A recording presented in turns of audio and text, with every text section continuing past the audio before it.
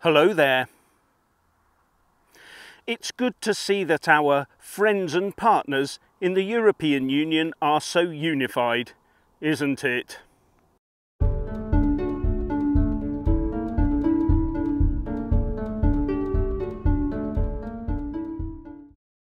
Ah, well, it had to happen, I suppose.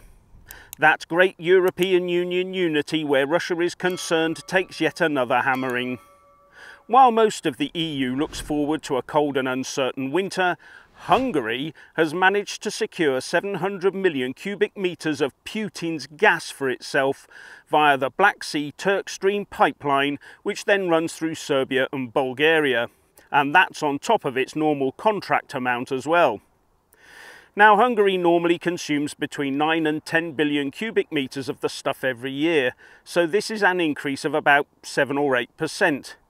With the Times saying that the Hungarian foreign minister claimed it was the duty of his government to secure its gas supplies. Not sure that the likes of Germany, Austria, France and Italy will see it that way though.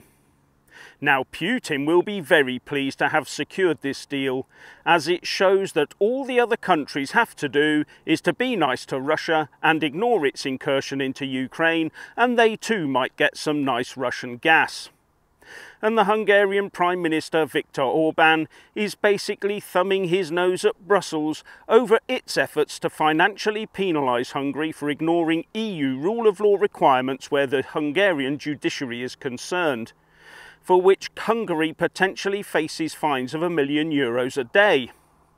Now, I don't care which side of the Ukraine-Russia war you're rooting for, but this does show that the EU is nowhere near unified on the question of Ukraine. And it is, of course, far wider than just the EU, because Hungary is also a member of NATO. So you have to ask yourself, for how much longer can Hungary sit in the middle trying to play one side off against the other? Or worse, put cracks into NATO. Now, many of you out there will think that Orbán is doing the right thing, defending his country's values and people while not caving into wokeness.